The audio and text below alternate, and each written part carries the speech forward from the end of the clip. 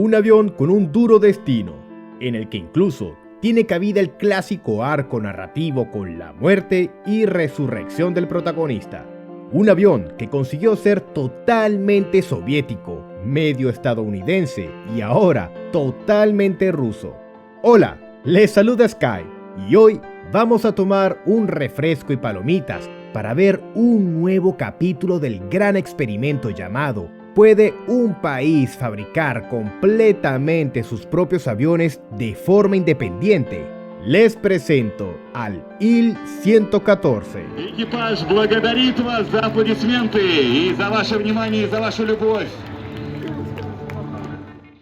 Los primeros años de la década de 1980 fueron un periodo de grandes cambios en el mundo del transporte aéreo regional. En este nicho volaban sobre todo turbohélices, que existían desde los años 50 y eran vistos como un compromiso temporal frente a los churos y rápidos, pero caros y voraces, aviones a reacción que vendrían después.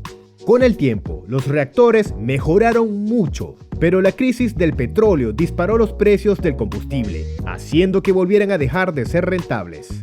Y así, tras evaluar todas las condiciones, la industria aeronáutica llegó a la conclusión de que el turbohélice no era una solución temporal, sino una que dominaba ciertos nichos. No se pueden poner en rutas de larga distancia, pero en rutas cortas son muy buenos. Fue precisamente entonces, a principios de los años 80, cuando se iniciaron muchos proyectos que dieron a luz máquinas que siguen volando a día de hoy. El EMB 120-8 y Saab 340, ATR 42, Fokker 50, etc.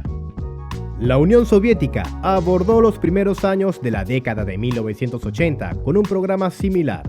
El bajo impacto de los precios del combustible permitió operar con éxito a los destructores del querosén, como el Yak-40, pero este avión no podía cubrir completamente las necesidades de Aeroflot.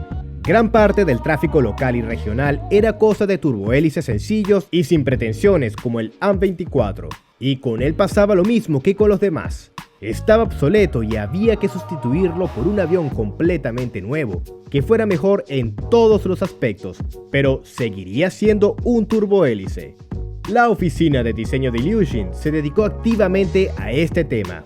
Una vez reunidos todos los datos, decidieron no complicar las cosas demasiado y empezar a escalar. Era un tema de moda para aquella época. Yakovlev acababa de fabricar su Yak-42, que era un Yak-40 ampliado. Ilyushin, por el contrario, estaba fabricando una especie de Il-18 más pequeño.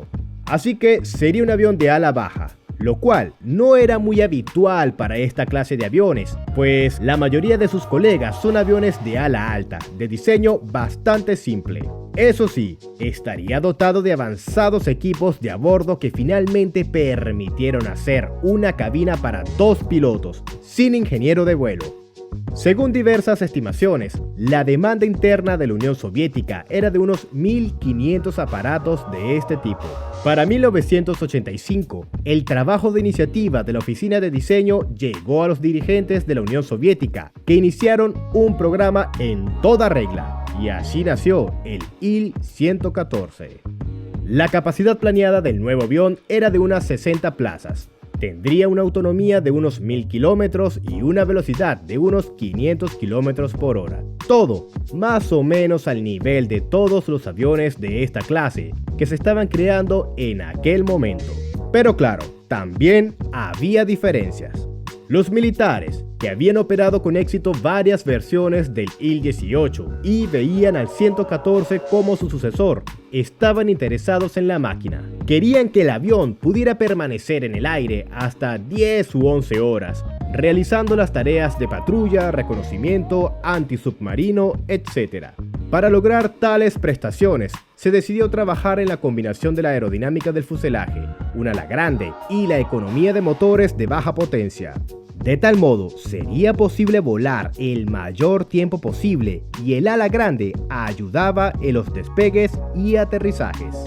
Los aviones extranjeros estaban diseñados de forma diferente. tenían alas más pequeñas y para lograr unas mejores prestaciones de despegue y aterrizaje, recurrían a una mayor potencia de los motores. Y la diferencia, de hecho, es notable.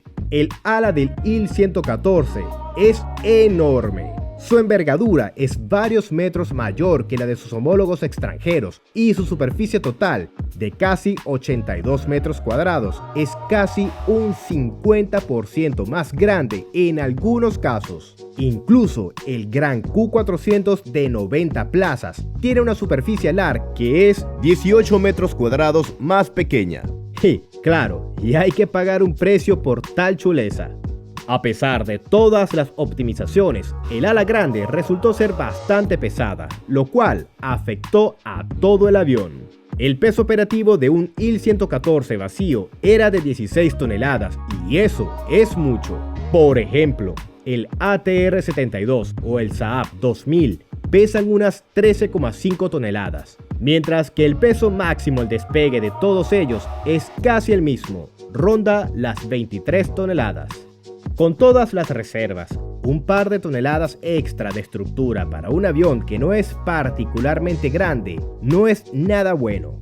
Podrían haber intentado aligerar el diseño con el uso de materiales compuestos, pero en un avión pequeño la diferencia apenas sería percibida, mientras que el coste y la complejidad del mantenimiento aumentarían notablemente. Como una piedra se estrelle contra un panel de fibra de carbono en una pista sin pavimentar. Allí te quedarás intentando arreglar algo que no se puede arreglar en semejantes condiciones. Pero esas eran las exigencias de los clientes y eso fue lo que se hizo. A pesar de que la oficina de diseño experimentaba escasez de recursos, al estar llevando en paralelo el gran proyecto del Il-96, el trabajo era activo. En la primavera de 1990, el prototipo realizó su primer vuelo, y ya para 1992, el avión ya tenía que estar realizando vuelos comerciales. La producción se preparaba en la planta de aviación Chkalov de Tashkent y en la planta de aviación de Moscú. Desgraciadamente, los grandiosos planes para el Il-114 se derrumbaron junto al país que lo creó. La pérdida de los lazos de producción, la reducción de la financiación y el accidente del prototipo hicieron que el programa de pruebas pasara de ser corto y fácil a largo y penoso. El Il-114 no obtuvo la certificación hasta 1997. Los mismos problemas agravaron las enfermedades infantiles de la innovadora máquina. El motor TV7-117 tenía un diseño avanzado y un bajo consumo de combustible, pero era pesado y francamente tosco, poco fiable y con una vida útil muy corta que era casi 6 o 7 veces menor que la de sus homólogos extranjeros. Los equipos de a bordo de diseño soviético quedaron rápidamente obsoletos. El ala baja resultó estar demasiado baja. Era imposible extender completamente los flaps, pues existía el riesgo de tocar el suelo. En un intento de resolver estos problemas, Ilyushin y la fábrica de aviones de Tashkent, que seguía siendo el único centro de producción, empezaron a crear modificaciones. Las deficiencias de los sistemas se solucionaron radicalmente, pues se sustituyeron por otros extranjeros. Y esto afectó los sistemas de bordo, la cabina de pasajeros y los motores. Y así, el Il-114 acabó siendo casi medio extranjero, pero casi no hubo demanda. En unas condiciones económicas terribles, nadie quería hacerse con un avión bastante caro que era al mismo tiempo problemático. Hubo un intento de cooperación con Irán, pero el AN-140 se llevó la palma ahí. Los iraníes ya han creado su propia variante local basada en él, llamada Simorgh. Como resultado, el principal operador del Il pasó a ser la aerolínea uzbeka Uzbekistan Havo-Yolari, la actual Uzbekistan Airways, que de este modo apoyó a la Fábrica Nacional de Aviones de Tashkent. A lo largo de los años se produjeron un total de 20 aviones y en 2012 la serie de Tashkent también había llegado a su fin. Ya parecía que el Il-114 sería otra triste historia de un avión soviético tardío que no sobrevivió a la crisis, pero su historia estaba lejos de terminarse. En 2016, el gobierno ruso decidió reanudar la producción del Il-114 y esta decisión causó mucha controversia. Por un lado, no es tarea fácil, pues no se puede reanudar la producción y realmente hay que iniciarla desde cero. Además, no basta con simplemente resucitar al Il-114, hay que modernizarlo seriamente. Aquel avión de los años 90 ya no es en absoluto competitivo. Puede surgir la pregunta de si no sería más fácil crear un nuevo avión. Los defensores del proyecto señalan que, a pesar de todos sus problemas, el Il-114 no está obsoleto conceptualmente en absoluto. Todos sus homólogos tienen la misma edad y lo superan en términos de componentes, pero no en general. Resulta que un proyecto completamente nuevo requerirá un mar de tiempo y una montaña de dinero que podría no estar disponibles, pero el resultado será aproximadamente el mismo avión. En consecuencia, se calculó que lo mejor sería utilizar el Il-114 como base, lo que permitiría ahorrar dinero y destinar más recursos a la modernización de los componentes.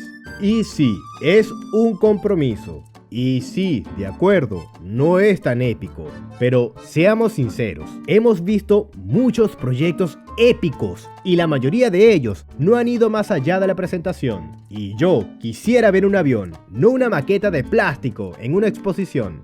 Y así se dio el inicio del proyecto, que recibió el índice Il-114-300. Para el nuevo programa estaba previsto un calendario bastante ajustado y para acelerar el trabajo se decidió utilizar uno de los aviones de serie ya almacenados para probar los nuevos sistemas. Este avión despegó en 2020 y ahora lo tenemos delante. Veamos qué han hecho y hasta qué punto es prometedor. Y de inmediato hay una decepción para los revolucionarios. En la parte exterior no se modificó nada importante. El avión mide 26,9 metros de largo, 9,2 metros de alto y tiene una envergadura de 30 metros. Sí, el ala que tantas disputas provocó se mantuvo en su sitio y sigue siendo enorme. Pues bien, el interés de los militares por la máquina, así como sus requisitos, no han cambiado. Sobre todo porque es obvio que las versiones militares del Il-18 no se hicieron más jóvenes en los últimos 40 años. Sin embargo, el ala no es exactamente la misma. Se optimizaron algunos de sus elementos y se aumentó ligeramente la V transversal. En otras palabras, la doblaron hacia arriba. Así se consiguió más espacio para las hélices y los dispositivos hipersustentadores y se eliminó la desagradable restricción de la extensión total de los flaps, que mermaba el rendimiento en despegue y aterrizaje. El tren de aterrizaje del avión tiene 3 patas y es más bien achaparrado, para así conservar la capacidad de operar en pistas sin pavimentar. Todas las patas se sustentan en 2 ruedas. La planta motriz del Il-114 está situada en grandes góndolas integradas en el ala del avión desde arriba y fuertemente extendidas hacia adelante. En la parte inferior, los mismos carenados contienen nichos para los soportes del tren de aterrizaje principal. Fue interesante ver estos carenados dentados en la parte trasera, cerca de la tobera. El diseño es casi el mismo que el del Il-18, excepto que tiene unas dimensiones más pequeñas. El principal problema del Il-114 era el motor. El TV7-117S era un buen motor, pero su escasa vida útil, su elevado peso, su insuficiente potencia y su falta de fiabilidad anulaban todas sus ventajas, arrastrando a toda la aeronave hacia abajo. Pero, a lo largo de todos estos años, los constructores de motores lo perfeccionaron y mejoraron, adaptándolo, además del Il-114, al transporte Il-112 y en la versión turboeje, al helicóptero Mi-38. El resultado de su trabajo fue el TV7-117ST-01. Recibió un nuevo sistema de control electrónico. Se optimizó la base de componentes, se hizo más ligero y aumentó la potencia. 2.800 caballos al despegue con un máximo de 3.100 caballos. Es decir, entre un 12 y un 14% más que el motor de antes. La vida útil, que es probablemente uno de los indicadores más críticos para un motor, aumentó a entre 7 y 8.000 horas. Es decir, en comparación con los primeros motores de la serie, aumentó en casi 10 veces. La unidad de potencia auxiliar se mantuvo en su sitio, pero también se modernizó.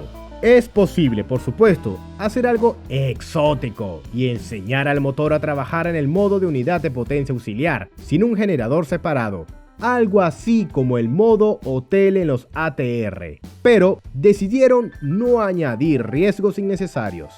La modernización no pasó por alto otro elemento problemático: las hélices. El IL-114 básico estaba equipado con hélices SV-34 de 6 palas. Las hélices no estaban mal para su época, pero ahora estaban obsoletas. El IL-114-300 recibió nuevas hélices, las AV-112-114 de 6 palas en forma de sable. En comparación con las SV-34, se hicieron más eficaces, silenciosas, ligeras y duraderas.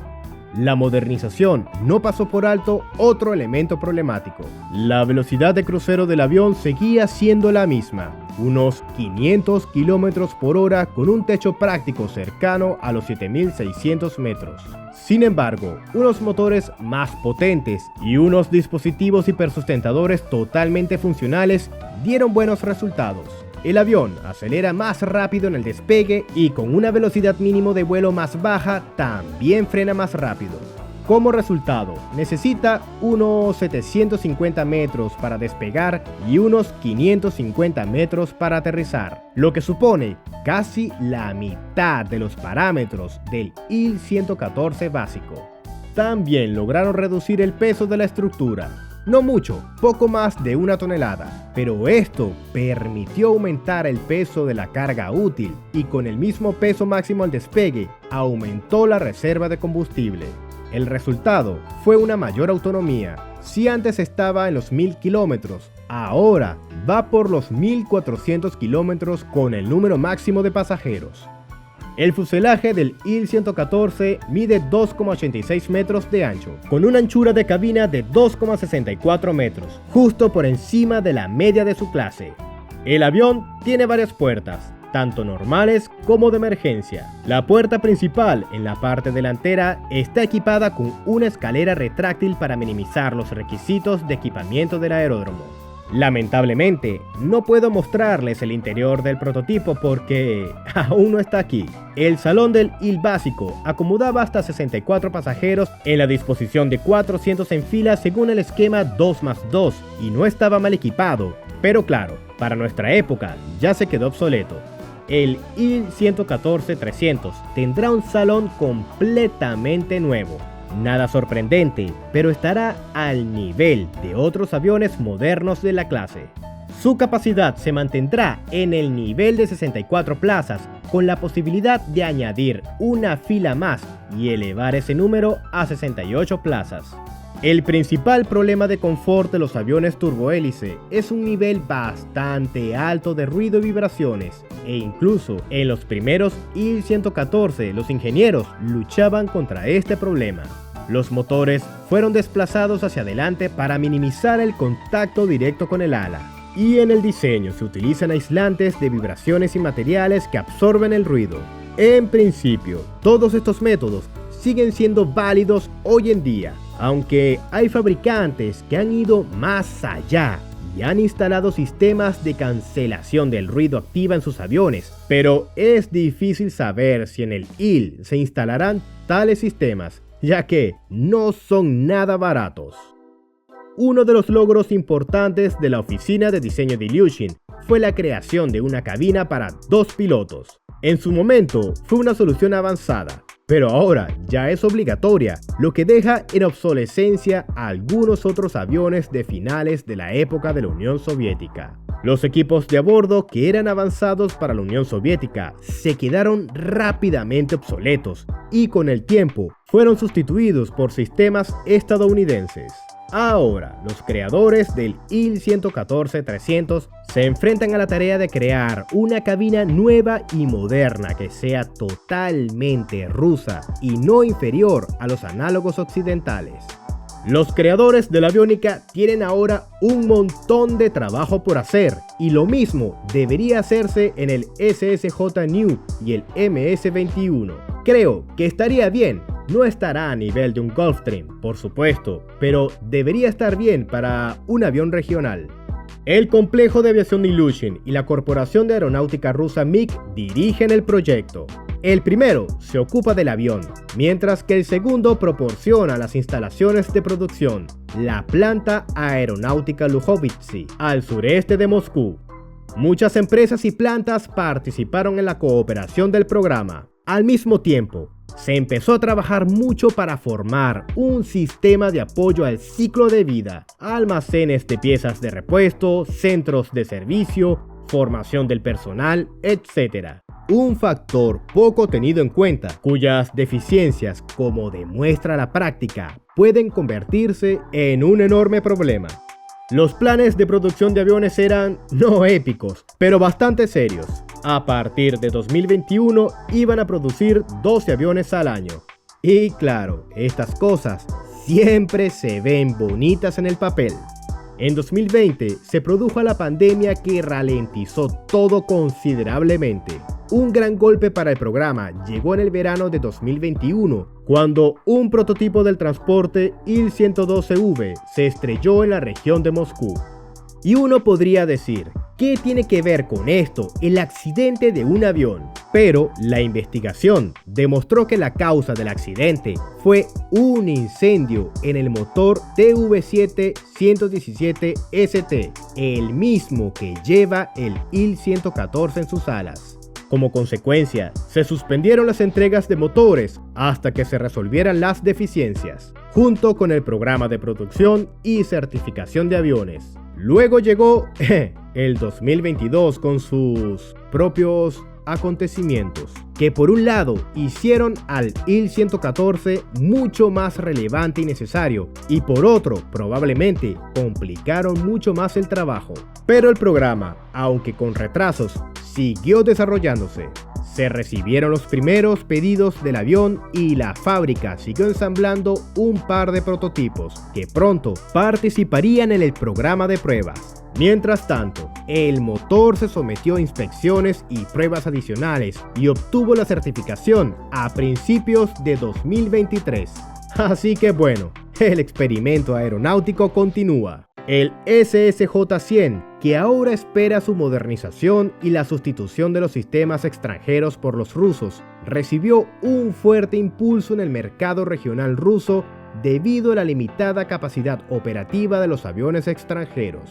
Por su parte, el Il tendrá que dominar ahora su propio nicho. El Il-114-300 es un avión de compromisos en todos los aspectos. Por un lado, como podemos ver, no tiene nada especialmente chulo. Es un avión muy normal. Por otro lado, con toda su mediocridad, puede considerarse que está más o menos al nivel de sus colegas y seguirá siendo relevante, al menos hasta que alguien saque al mercado algo completamente nuevo y genial. Mientras tanto, no debería ser demasiado doloroso para los operadores aceptar a los Ilyushin en sus flotas y sustituir las viejas máquinas por ellos. Al menos esa es la idea. Y bueno, creo que puedo concluir aquí la historia de hoy. Me gustaría desear buena suerte a todos los participantes del programa Il-114-300 y ver estos aviones en las flotas de las compañías aéreas lo antes posible. Y ustedes, aficionados a todo lo que vuela, dejen un comentario y no se olviden de poner un like en el camino. Vuelos rápidos en aviones de todos los países del mundo y aterrizajes suaves para todos.